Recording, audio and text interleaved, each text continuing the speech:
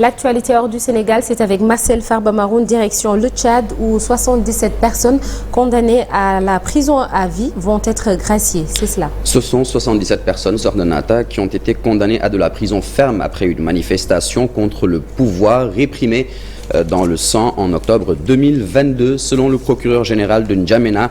Mais la présidence tchadienne a indiqué qu'elle serait graciée. Une centaine de personnes comparaissaient pendant plusieurs jours et jusqu'à samedi devant la cour d'appel de N'Djamena, dont les audiences se déroulaient dans la prison de haute sécurité de Koro Toro, où elles étaient détenues à 600 km de la capitale tchadienne. Selon le gouvernement, 73 personnes ont été tuées lors de ces manifestations. C'était en octobre 2022, mais bien davantage selon l'opposition et les ONG qui dénoncent des violations des droits humains, des disparitions et des cas de torture. En Turquie, on aura droit à un second tour dans le cadre de la présidentielle. Le chef de l'État sortant, Recep Tayyip Erdogan, est arrivé en tête du scrutin dimanche 14 mai 2023, mais sous la barre des 50% des voix. Kemal Kılıçdaroğlu l'affrontera le 28 mai. Pour l'instant, le taux de participation n'a pas été communiqué. Il pourrait avoisiner les 90%, ce qui est quand même considérable. Environ 64 millions d'électeurs étaient appelés aux urnes ce dimanche en Turquie, un pays meurtri par les séismes notamment. Le corps électoral était également appelé à désigner les 600 députés du Parlement monocaméral d'Ankara. Et là encore, l'AKP, le parti au pouvoir depuis 2 décennies, est en tête de ces législatives de manière encore plus nette d'ailleurs.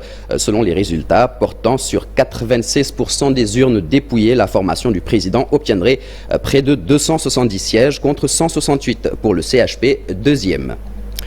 C'était également jour d'élection législative, cette fois en Thaïlande. Et les deux partis d'opposition pro-démocratie ont infligé une sévère défaite au gouvernement sortant, soutenu par l'armée, selon des résultats provisoires diffusés par la commission électorale dans la nuit du dimanche 14 au lundi 15 mai. Sur la base du dépouillement des bulletins dans 97% des votes, le mouvement progressiste Move Forward domine avec 13,5 millions de suffrages devant Pheu Thai, 10,3 millions de suffrages.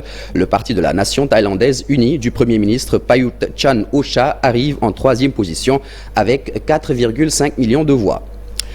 Le président ukrainien Volodymyr Zelensky était en visite à Paris dimanche 14 mai. Dans la soirée, la France a réaffirmé son soutien indéfectible à Kiev face à l'agression russe.